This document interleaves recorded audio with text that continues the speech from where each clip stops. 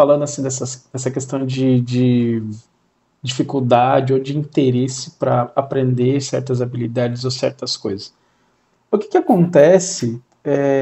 Por que que às vezes tem certas coisas que a gente tem mais facilidade para aprender e às vezes tem coisas que a gente tem dificuldade? Assim, de repente a gente sabe que precisa desenvolver uma certa habilidade, mas fica procrastinando e tem coisas que às vezes a gente acha mais difícil. Como é que funciona essa questão aí de esse tipo Então, de eu acho que tem desenvolvimento? dois níveis, né? Eu acho que o primeiro nível mesmo de aprendizagem, né?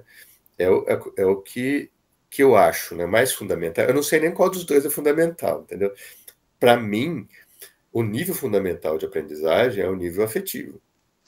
Tá. Porque se eu pensar, é, eu aprendi psicologia numa tradição europeia, né? Não numa tradição americana. E essa tradição europeia propõe que você tenha níveis a estrutura do psiquismo humano, né?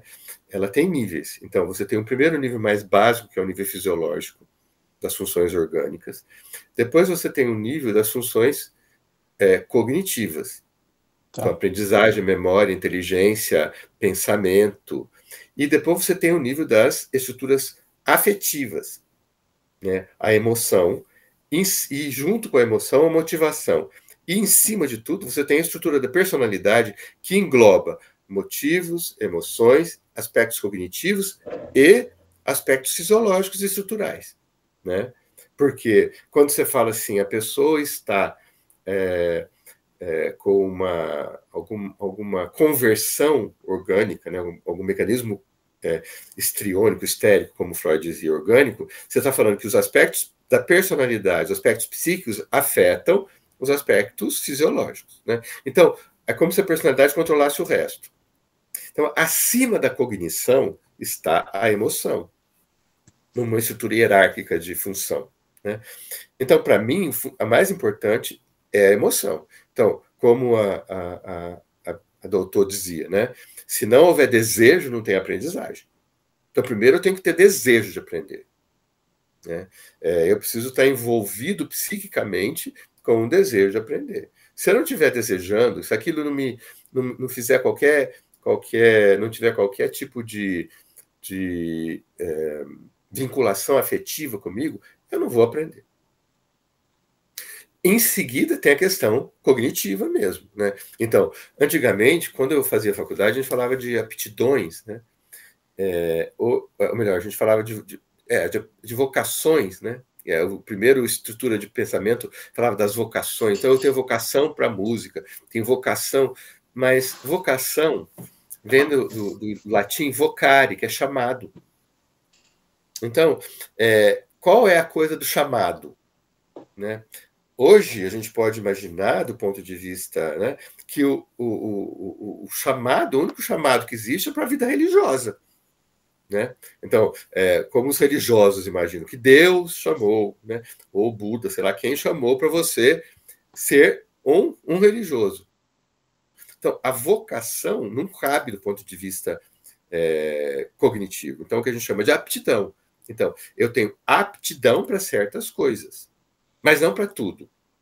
Então, quando eu tenho, por exemplo, aptidão para línguas, mas não tenho para matemática. Eu tenho aptidão mecânica, mas não tenho aptidão para línguas. Eu tenho aptidão, sei lá, para desenho, né, para artes gráficas, mas não tenho aptidão para atividades mecânicas, né? Então, quando eu posso aprender minimamente alguma coisa, mas eu não tenho aptidão que vai fazer com que eu seja uma pessoa absolutamente desenvolvida naquilo que eu estou fazendo.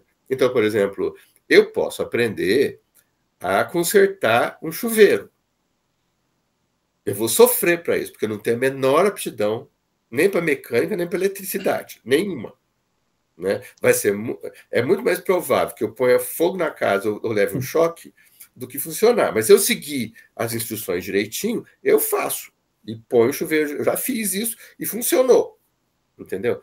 Mas é muito mais difícil isso para mim do que pegar um livro, ler e falar para você na página 53 do livro, tá na terceiro parágrafo, está escrito isso. Para mim é óbvio.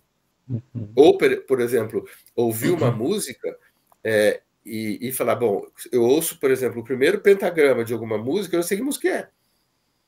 Uma ou duas notas eu já consigo identificar o que é música, porque eu tenho habilidade musical, eu tenho aptidão para música, mas não tenho aptidão quase nenhuma, por exemplo, para números. Eu faço, eu sei fazer, eu aprendi estatística, eu sei fazer estatística, mas não é uma coisa que vem normalmente para mim, né? Então, existe a questão, vamos dizer assim, cognitiva, da aptidão, né? Uhum. E existe a atividade, a questão afetiva. Então, se o afetivo está bloqueado, nem o cognitivo funciona. Mesmo uma pessoa que tem uma aptidão fantástica para alguma coisa, não vai funcionar. Como eu estou acabando de dizer, o Nelson Freire falava que quando ele não amava, não estava vinculado com amor aquilo que ele estava fazendo, ele não aprendia. Então a música, embora ele fosse o maior pianista da história, com 3, 4 anos de idade já estava dando concerto, né? Ele não aprendia se não tivesse amor. Tanto que quando ele foi para o Rio para aprender, ninguém conseguia ensinar ele. O gênio, o menino prodígio, ele teve que ter uma professora que ele se vinculou afetivamente a essa mulher, né? Muito fortemente, né? E ele conseguiu aprender com ela. Então, ela conseguiu levá-lo a aprender, né? Por causa da questão afetiva. Então, a mesma coisa. Mesmo que você tenha, ou que você tenha pouca aptidão para alguma coisa, se você, por exemplo, se vincula a um professor que é uma pessoa que você gosta, talvez você aprenda, né? Por exemplo, eu tive uma professora o primeiro professor de física no ensino médio, era um caos, ele se achava, né? E assim, ele dava uma prova que tinha 4 questões. Uma fácil, uma média, uma difícil e uma impossível. E ele achava maravilhoso que ninguém conseguia fazer impossível. E eu acho isso tão ridículo. Que porcaria de professor é esse que quer que você não resolva o problema, porque tem que ser ele que tem o acima de tudo. Então, foi insuportável aprender física. Eu já não tenho aptidão para física, para matemática. Ainda aprender física. No segundo ano, eu tinha uma professora extraordinária. Ela era muito engraçada, de física e matemática, entendeu? Então, é uma delícia. Eu fazia os exercícios, ela fazia os exercícios, aprendia, fazia em casa, chegava na hora, já levava tudo pronto, para ela falar assim, ela era alemã, você já fez exercício? Eu falava, já fiz. Eu falava, bom. Aí eu ficava a aula inteira conversando com ela e com o povo, fazendo exercício, entendeu? Então eu aprendi, né? Apesar de ser horrível em física, mas eu aprendi. Porque era uma professora que ensinava adequadamente, entende? Então eu penso, né, na importância que existe na formação de um professor, que ele vai fazer com que a criança aprenda afetivamente, ou seja, com desejo, e desenvolva também a cognição. Agora você vê, todo mundo é autista, todo mundo é TDAH, todo mundo é TOD. Eu não quero essa criança da minha classe, vai embora daqui porque tem que tomar remédio porque para me deixar em paz. Então, um professor desses, né? Como que a criança vai aprender? Uhum. Então, Não vai. uma das dificuldades aí, talvez, dessa questão de procrastinação mesmo, essa dificuldade que às vezes as pessoas têm de aprender, muito provavelmente seja ligado com questões afetivas, então. Sim, provavelmente. É. Provavelmente. Você pode até fazer um exercíciozinho, entendeu? Vou fazer um É, exercício. Mas não vai resolver muito, não, Daberto, eu acho, é. entendeu? Porque vai sempre existir essa dificuldade do desejo, né? É mais importante entender por que você não deseja fazer aquilo. Ou, por exemplo, por que você adia, né, a procrastinação, né? Porque você adia aquilo que você sabe que é necessário quando você vai ter sofrimento a partir disso, né? Você vai Hum, sofrer, né? hum, Mais dia, menos dia você vai sofrer, né? Então, por que você está adiando isso, né? Por que uhum, você está adiando a solução de uma coisa que necessariamente vai trazer sofrimento para você? Isso é uma uhum. coisa que a gente precisa se perguntar, né? E do ponto de Então, vista da psicanálise, como seria, por exemplo, resolver isso? Qual que seria uma das possibilidades para lidar? Existe alguma orientação, alguma eu acho que eu dica? preciso entender. Então, veja, como tudo na psicanálise, você precisa entender a história do indivíduo, Tá. né? Então, eu preciso entender de onde vem, ou em que momento da vida ou em que circunstância, ou aqui está associada essa dificuldade que ele está vivendo nesse momento, né? De onde que veio essa dificuldade? Está associada a quê? Né? Em que momento da vida, e às vezes não está nem ligado a uma situação específica relacionada àquilo que a pessoa não quer fazer, ou ela está procrastinando, mas pode estar ligada aos famosos auto, né? A autoimagem, a autoestima e autoconceito. Né? Quer dizer, que aí isso sim está ligado, esses três elementos estão ligados sim a algum momento de desenvolvimento dessa pessoa. E o que, que né? são essas três? Então, O que, que são essas três coisas? a autoimagem, o autoconceito e a autoestima são três elementos fundamentais, né, naquilo que a gente se relaciona com a gente, com o mundo. Né? Muitas pessoas vão dizer que são a mesma coisa. Né? De fato, até eu me lembro de ter ido à tese de doutorado, que a pessoa fala assim: olha, eu vou falar sobre autoestima, mas eu vou falar que autoimagem, autoconceito e autoestima são a mesma coisa. Não são. Né?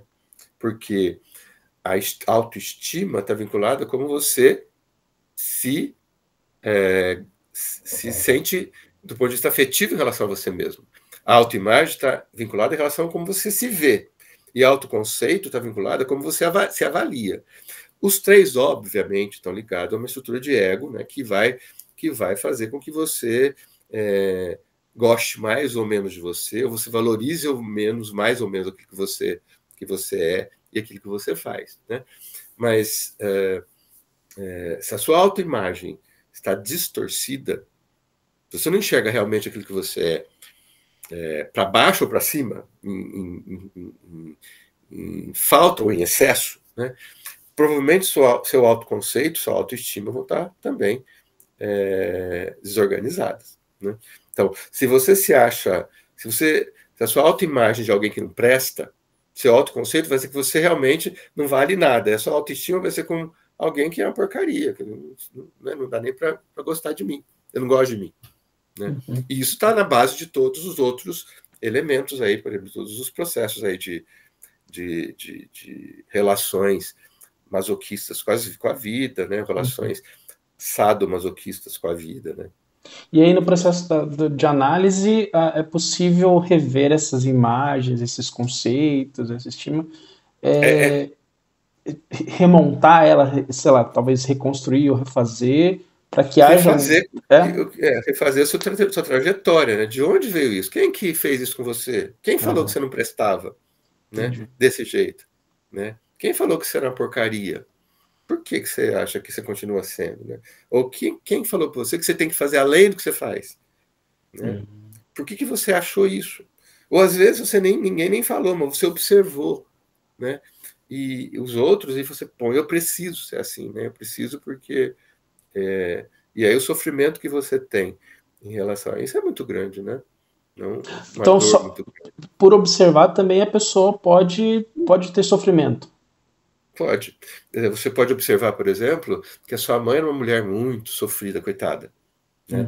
Seu pai é alcoolista, vagabundo, não trabalhava, gritava, era agressivo, e a sua mãe, coitada, santa, imaculada e pura, trabalhando para fazer você viver, dizendo para você, mostrando para você quanto que ela sofre com isso, né? Nunca pensou em largar seu pai, né? Nunca pensou, não, mas não pode, né? Porque, afinal de contas, né? Porque, sei lá, minha igreja não permite, minha religião não deixa, ou a sociedade pensa algo. Então, você fica com uma simbiose, porque a gente sabe que é uma relação aí codependente, né? E aí os filhos estão observando isso, e o que eles vão fazer? Né? Eu vou ver aquela mulher, eu vou ter que fazer alguma coisa para ajudar, né? Ou eu vou ser igual, né? Porque ser esse homem agressivo, alcoolista, né? Então eu não posso ser. Então eu vou ter que ser igual a outra que sofre, né, que trabalha, que se diz... Ou então eu vou fazer tudo possível para fazer tudo bem para ela, né? Para poder, para ela não precisar sofrer mais, né? Então você invisível, né? Então esse tipo de coisa causa dor, causa sofrimento, obviamente, claro. E à medida que você vai reconstruindo essa imagem, você também consegue mudar seus comportamentos, a forma como você se Você consegue. cuida, todos Talvez esses... você precise entender, né? Você precisa desligar essa estrutura afetiva que foi criada, e ver aquilo que é bom para você. Não é nada, não tem problema você ser uma pessoa que trabalhe, que desempenha bem, né? O problema é quando isso começa a tomar um rumo de que nada tá bom, nunca, nunca, né? O perigo é de você também, ao ter filhos, começar a exigir dos seus filhos a mesma postura, né? Nada está bom, né? Você tem que sempre ser o melhor. Você tira 9, mas por que você não tirou 10? Se você tirou 9, você podia ter tirado 10, né? O que faltou? Né? Por que você não conseguiu? Né? Uma vez eu me lembro de ter ido numa competição de tênis, eu jogava tênis, né? E ganhou de um menino. E eu estava sentado e eu vi o menino chorando, né? Eles deviam ter uns 9, 10 anos de idade. E o menino chorando, né? E o pai saiu falando: Não, meu filho, não se preocupe. Eu pensei: que pai legal, né? Está se preocupando com o filho, está falando para ele que não tem importância, né? Mas aí eu continuei ouvindo. O pai dele falou assim: Não, filho, agora é treinar, treinar, treinar e treinar. Entendeu? Quer dizer, percebe? Ele não foi capaz de aconchegar aquele filho que perdeu e falar: Não, filho, tudo bem, de um dia a gente vence, um dia a gente perde. Não, ele tem que ganhar. Entendeu? Aí eu comecei a entender porque o filho dele chorava, porque perdia. E o meu nem estava aí porque se perdia. Porque o meu não era exigido para sempre ser o melhor. Agora do outro era exigido. Né?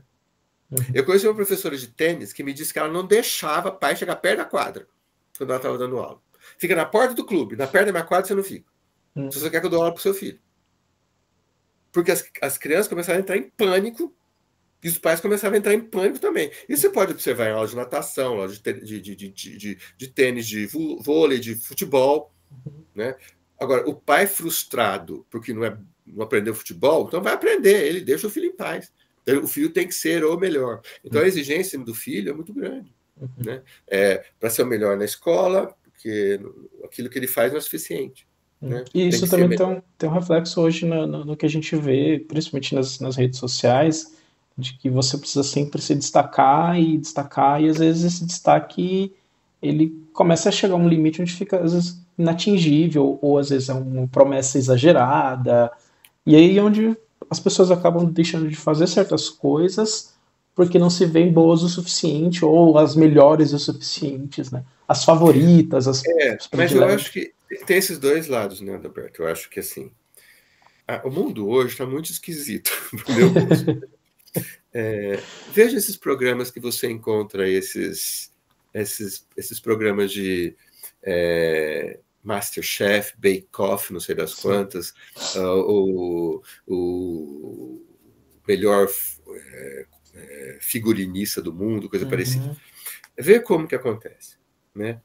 Tem lá não sei quantos concorrentes, e a cada semana você vão escolher alguns, e outros vão sair. Uhum. Então, você foi fazer o bolo, não sei do que, e o seu bolo foi uma porcaria. E você foi excluído, certo? Uhum. Ou era para você fazer um vestido, não sei que jeito, ficou uma porcaria. Seu vestido você foi excluído. Ou sua comida ficou ruim, você queimou o ovo e ficou ruim, você é excluído.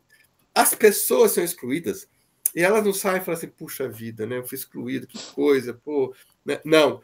Eu estou muito orgulhoso de ter chegado até aqui. Para mim já foi uma coisa fantástica ter chegado aqui. Pô, sua comida tá uma porcaria, ninguém gostou. Você acha que você está orgulhoso do quê?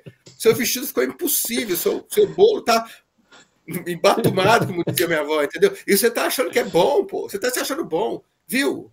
Presta atenção, veja a realidade. Para mim, isso é quase uma psicose, você não está enxergando a realidade, sabe? Você vai na academia, tá aquela pessoa lá tirando foto do bíceps, me poupa, o que me interessa o bíceps, entendeu?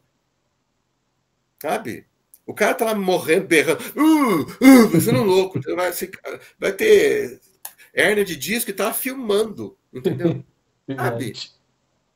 Eu falo, pô, presta atenção, né? Mas aí parece que tem uma, uma estrutura social que faz com que as pessoas hoje, né? Quando eu estudava, né, na época dos dinossauros, né, dos trilobites, é, isso era uma estrutura que era tida como uma perversão, o exibicionismo e o voyeurismo. Hoje não, né? O mundo dos Big Brothers é um mundo de exibicionistas e de voyeuristas, né? Os voyeurs vão lá ficar olhando, né? Nossa, o que aquele cara fez, né? O exibicionista fica exibindo o que ele faz, né? Eu sempre acho curioso, né? As pessoas que se aproveitam disso e as pessoas que ficam pagando, né? Fico pensando, você paga para ver um cara, uma moça, um homem, sei lá, esse negócio de OnlyFans ou coisa. Para quê? Né? Você paga, né? Para ver o outro, né? Que mundo louco é esse que você fica observando a vida alheia? Você segue o fulano de tal, o cara tem saído não sei aonde com 2 milhões de seguidores, não sei o quê, para ver a intimidade do outro. Entendeu? Você não tem intimidade? Eu acho que é isso. A sua é tão pobre que você queria ter daquele que também é tão pobre que vai nesse lugar e exibia dele, entendeu? Sabe? Entende? Quer dizer, não tem essa. Não tem essa. E aí a pessoa que, como você está dizendo, né? Eu nunca vou estar à altura daquilo, né? Então eu tenho que gastar não sei quanto por mês em botox, em cirurgia plástica e não sei, para poder ficar na altura de uma coisa que não sou eu. E então eu não consigo me enxergar e ver aquilo que. E se você pensar, né? As coisas são tão efêmeras, né? A vida passa de uma forma tão rápida que isso que era importante deixa de ser no momento, em qualquer momento, né? Em qualquer momento, né? É muito curioso isso, né? Por que as pessoas não enxergam esse tipo de coisa, né? Eu acho extraordinário que a pessoa não enxerga esse tipo de coisa, sabe? Né? Eu não estou dizendo para você não se cuidar, é diferente. Lógico que você precisa se cuidar. Você tem um corpo, precisa ser cuidado, né? Você precisa fazer opções saudáveis para sua vida.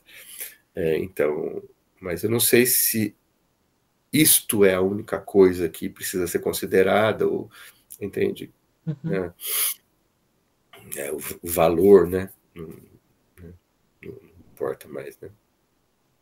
Acho que esse é o grande problema, né? A autoimagem muito negativa e a autoimagem extremamente positiva, né? Acima da média, né? Eu falo do lustrar ego, né? A pessoa tem um esquema poliflor, lustrou o ego e fica lá, né? Mais inflado, mais, né? Mais extraordinário, né? Isso é um perigo. É um perigo.